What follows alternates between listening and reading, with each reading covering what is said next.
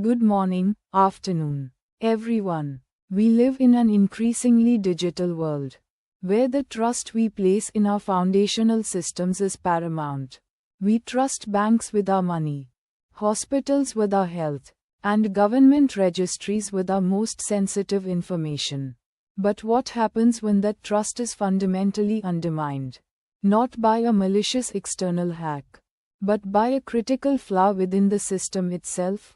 Today, I want to talk about a recent and deeply concerning incident that struck at the heart of the UK's corporate transparency efforts.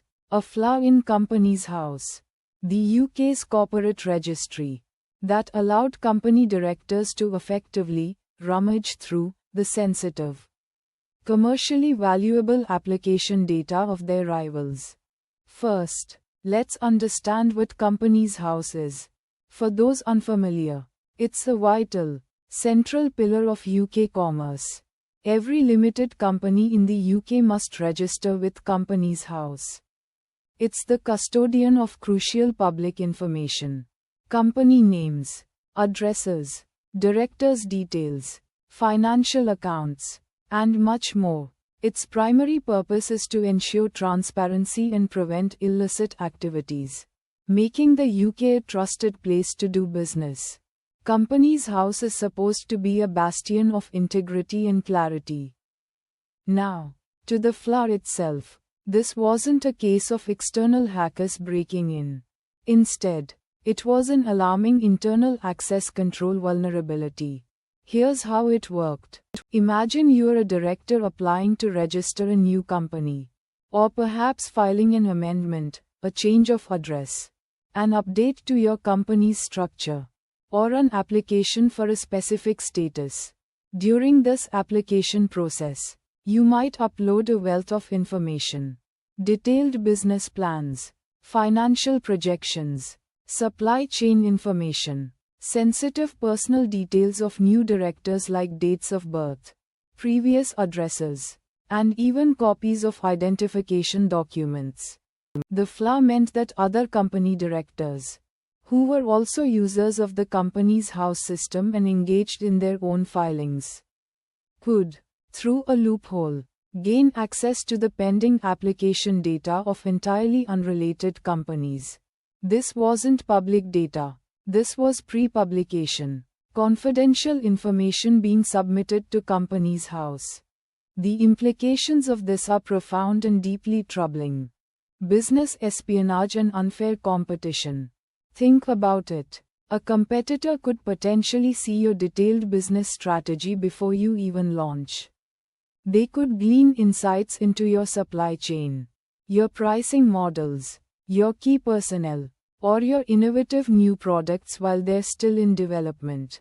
This grants an immediate, unfair competitive advantage and undermines the very concept of a level playing field. Privacy invasion. For directors, their personal details, dates of birth, potentially unredacted addresses, even identity document details submitted within applications, could have been exposed. This isn't just an inconvenience. It's a serious privacy breach that could lead to identity theft, targeted harassment, or worse, erosion of trust. Companies House is meant to be a secure, trusted intermediary. When such a fundamental flaw is exposed, it erodes trust in the institution itself and, by extension, in the UK's digital infrastructure and its ability to protect sensitive corporate and personal data.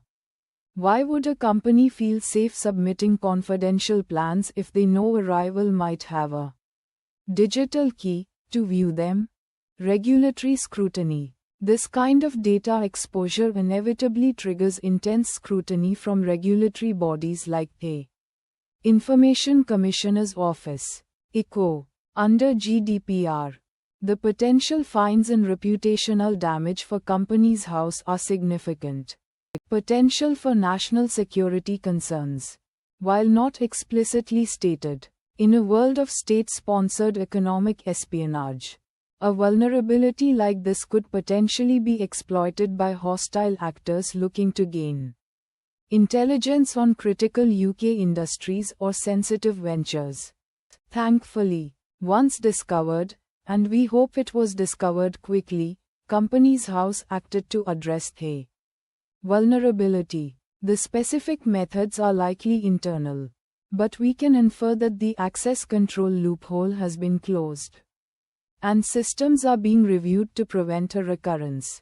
Impacted parties would ideally be notified, and investigations would be ongoing to determine the full extent of the exposure and whether this flaw was actively exploited.